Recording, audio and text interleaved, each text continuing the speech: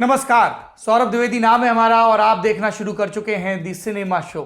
जी आपने सही सुना, आज हमारी हाजिरी इस शो में भी लग गई और हाजिरी की वजह खास है। सिनेमा की नो नॉनसेंस खबरों को डेडिकेटेड हमारे शो का आज 100वां एपिसोड है, सेंचुरी। तो हमें लगा कि आपसे शो की मेकिंग के पीछे के थॉट्स शेयर किए जाएं। द सिनेमा शो सिनेमा की डेली खबरों का बुलेटिन है।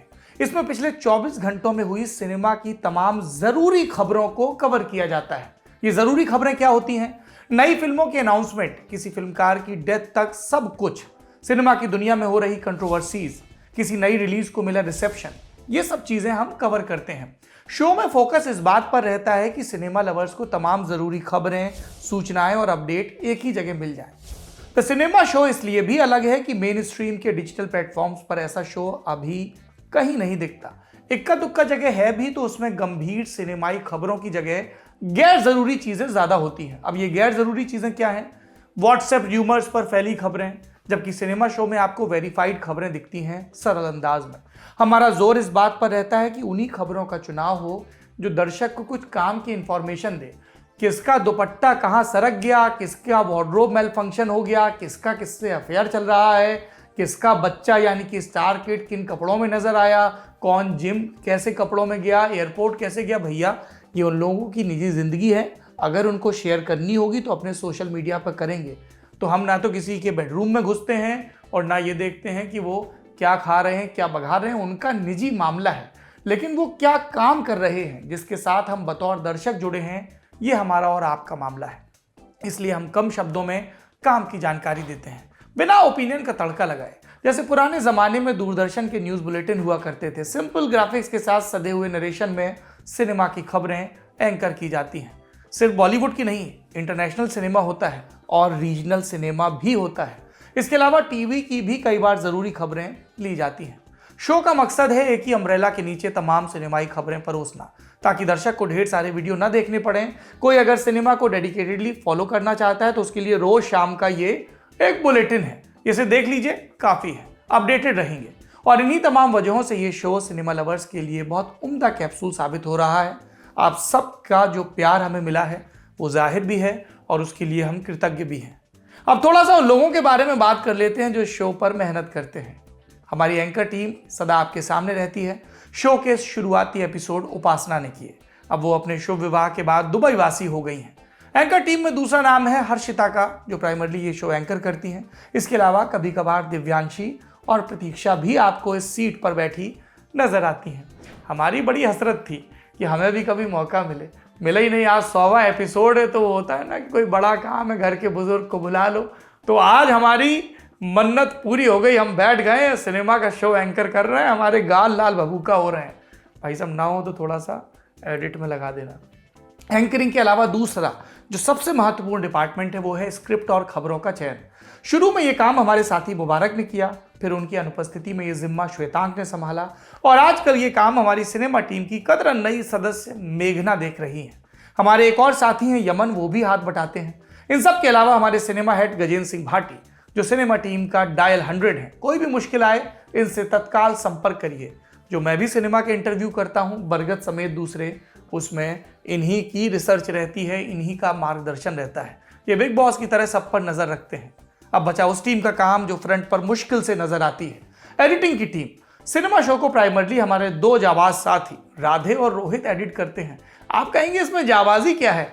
देखिए ऐसा है कि लल्लन टॉप में जो एडिटोरियल वाले होते हैं वो हमेशा काम बिल्कुल लास्ट एंड पर जाकर करते हैं। तो ऐसे में जो प्रोडक्शन की टीम है, वीडियो एडिटर्स हैं, उनको हमेशा वो स्ट्राइक रेट भी मेंटेन करना है, गेमें भी कम बची हैं, डिलीवर भी करना है, वो उस वाले मोड में रहते हैं। आपने राधे और रोहित का जिक्र सुना, इसके अलावा विनीत और राकेश ने भी ये जिम्मेदारी निभाई है। अब बात कैमरे के पीछे, जैसे इस वक्त कैमरे के पीछे राशिद खड़े हैं, कभी अमतेश होते हैं, कभी जेरी, जिनका असली नाम मनोज कुमार है, लेकिन हम उन्हें मनोज कुमार नहीं जेरी ही पुकारते हैं क्योंकि ये भी उन्हीं का नाम है, और मिथिलेश। ये सारे लोग हमारे वीडियो खींचते हैं, बनाते हैं, खींचते तो फोटो हैं, कभी कभार ये लोग जो हमारे डीपी बदलने के काम आती है। ग्राफिक्स का काम भी होता है जो तरुण बाबू संभालते हैं। तो इतने सारे लोगों की मेहनत सम्मिलित होती है, तब जाकर आप तक पहुंचता है एक इन्फॉर्म्ड सिनेमा शो, जिसमें सनसनी नहीं होती, जिसमें किसी के कपड़े, किसी शरीर पर टिप्पणियां नहीं होती, बल्कि सिनेमाई खबरों की क्रेविंग दूर करने वाला एक बुफे होता है, जिसे आपका भरपूर प्यार मिला है। आगे भी ये प्यार मोहब्बत मिलती रहे, ये उम्मीद है मुझे। और इसी उम्मीद के साथ मैं आपके और सिनेमा की खबरों के बीच से हट जाता हूं, हैंड ओवर करता हूं आज का दी सिनेमा शो हमारी एंकर साहिबा को, जो आपको बताएंगी कि सिनेमा की दुनिया में आज क्या चल रहा है। शुक्रिया। Thank you so much Saurabh ji, और बहुत बड़ा वाला शुक्रिया आप सभी दर्शकों को जिन्होंने सिनेमा शो को इतना सारा लाड प्यार दिया है। मैं हूं हर्षिता और हमेशा की तरह आपको बताती हूं आज की कुछ जरूरी सिनेमाई खबरें क्या हैं। आज की शुरुआत करते हैं एक गुड न्यूज से। टीवी पर हंसाने और गुदगुदाने वाले कपिल शर्मा जल्द ही नेटफ्लिक्स पर अपने नए शो के साथ नजर आने वाले हैं। कपिल ने खुद इस बात की जानकारी दी है। उन्होंने नेटफ्लिक्स के साथ अपने कोलैबोरेशन का एक छोटा सा प्रोमो शेयर किया है, जिसमें वो एक अंग्रेजी शब्द बोलने की कोशिश करते दिख रहे हैं। वैसे ये सीरीज है या स्टैंड अप शो, इस पर अभी कुछ नहीं कहा जा सकता। उनकी द कपिल शर्मा शो की टीम का कोई सदस्य इस प्रोजेक्ट का हिस्सा होगा या नहीं, ये भी अभी साफ नहीं है। खैर, जब तक इस शो पर कोई ऑफिशियल जानकारी नहीं आती है, तब तक ये कहना थोड़ा मुश्किल होगा कि ये शो का फॉर्मेट क्या होगा। अगली खबर कंगना रनौत की है, जो अब कांग्रेस लीडर शशि थरूर से भिड़ गई हैं। घरेलू महिलाओं के काम को पहचान देने के लिए उनका वेतन फिक्स करने के सुझाव पर कंगना उनसे असहमत थी। कंगना ने ट्वीट करते हुए लिखा था, हमारे प्यार पर कोई प्राइस टैग मत लगाइए। अपनों का ख्याल रखने के लिए हमें किसी भुगतान की जरूरत नहीं। हमें अपने घर की छोटी सी दुनिया की रानी बनने के लिए सैलरी की जरूरत नहीं। हर चीज को बिजनेस की तरह देखना बंद कीजिए। अपनी महिला के लिए पूरी तरह समर्पित हो, क्योंकि उसे पूरी तरह आपकी जरूरत है, केवल आपके प्यार, सम्मान या सैलरी की नहीं। बाद में शशि थरूर ने कंगना को इसका रिप्लाई दिया। ट्वीट करते हुए उन्होंने कहा, मैं कंगना रनौत से सहमत हूं कि एक होममेकर की जिंदगी में बहुत सी चीजें होती हैं और उन्हें मूल्य में नहीं आंका जा सकता, लेकिन ये उन चीजों के लिए नहीं है। ये इसलिए है ताकि उनके अनपेड वर्क को भी पहचान मिल सके और देश की हर महिला एक बेसिक इनकम की हकदार बन सके। मैं चाहूंगा कि देश की हर महिला आपकी तरह सशक्त हो। शशि थरूर ने कमल हासन के एक सुझाव का समर्थन करते हुए ट्वीट किया था। पिछले साल दिसंबर में कमल हासन ने वादा किया था कि घर में काम करने वाली महिलाओं के काम को पहचान मिलेगी। उन्होंने कहा था कि ऐसा तभी हो सकता है जब उनकी पार्टी यानी एमएनएम 2021 के तमिलनाडु असेंबली इलेक्शंस जीत सके। अगली खबर आर माधवन की है, जिन्होंने अपने एक रिप्लाई से ट्रोल्स की बोलती बंद कर दी है। दरअसल एक ट्विटर यूजर ने आर माधवन और अमित साध की एक फोटो पर कमेंट करते हुए लिखा, मैडी सर कभी मेरे दिल की धड़कन हुआ करते थे, लेकिन अब माधवन को शराब और ड्रग्स के पीछे शानदार करियर, स्वास्थ्य और जीवन को बर्बाद करते हुए देखना बहुत निराशाजनक है। जब उन्होंने रहना है तेरे दिल में फिल्म से बॉलीवुड में एंट्री ली, तो वे एक खिलती हुई कली की तरह फ्रेश थे। अब उन्हें देखो, उनका चेहरा और उनकी आंखें सारी बातें कह देती हैं। माधवन ने इसका रिप्लाई करते हुए लिखा, ओह तो ये आपने डायग्नोज किया है, शायद आपको खुद एक डॉक्टर से सलाह लेने की जरूरत है। माधवन के इस ट्वीट के बाद यूजर ने अपना ट्वीट डिलीट कर दिया। कोटा फैक्ट्री वेब सीरीज और शुभ मंगल ज्यादा सावधान जैसी फिल्म में नजर आने वाले जितेंद्र जल्द ही नेटफ्लिक्स की ओरिजिनल फिल्म जादूगर में नजर आने वाले हैं। बॉलीवुड हंगामा की रिपोर्ट के मुताबिक जितेंद्र इस फिल्म में एक फुटबॉल प्लेयर के किरदार में होंगे। उनके साथ आरुषि शर्मा और जावेद जाफरी भी लीड रोल में होंगे। बताया यह भी जा रहा है कि टीवीएफ के पॉपुलर शो परमानेंट रूममेट्स और ये मेरी फैमिली को डायरेक्ट करने वाले समीर सक्सेना ही जादूगर का डायरेक्शन करेंगे। फिलहाल इस फिल्म को लेकर कोई ऑफिशियल अनाउंसमेंट नहीं की गई है। राजकुमार राव और भूमि पेडनेकर की फिल्म बधाई दो की शूटिंग शुरू हो गई है।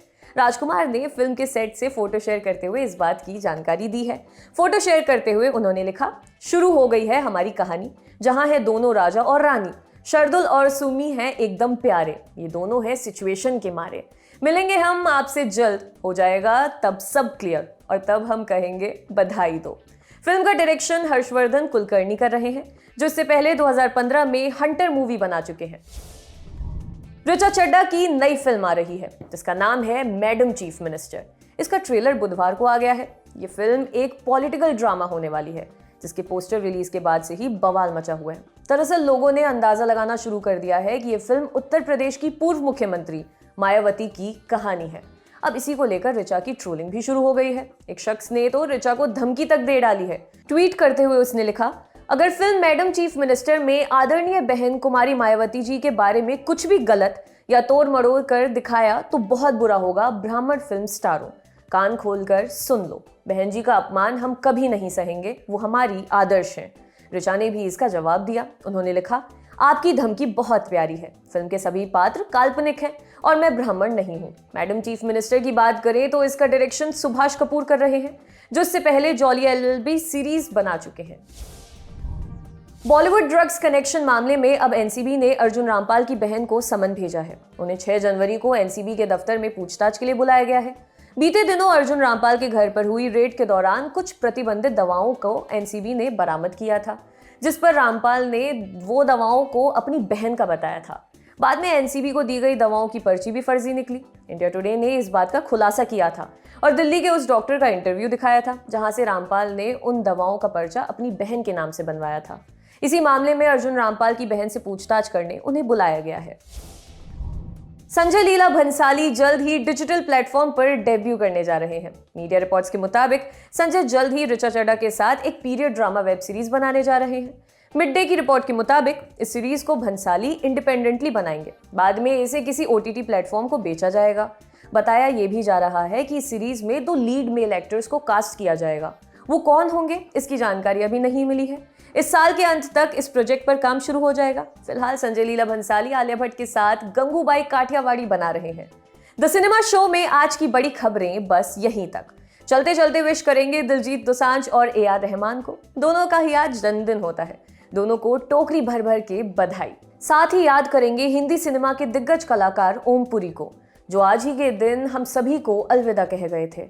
वे भले ही हमारे बीच नहीं है, मगर उनका शानदार काम जाने भी दो यारों, आक्रोश, तमस, मकबूल, मिर्च मसाला, हेरा फेरी, चाची 420 और कई सारी फिल्मों के रूप में हमारे बीच मौजूद है, जिन्हें कभी भुलाया नहीं जा सकता।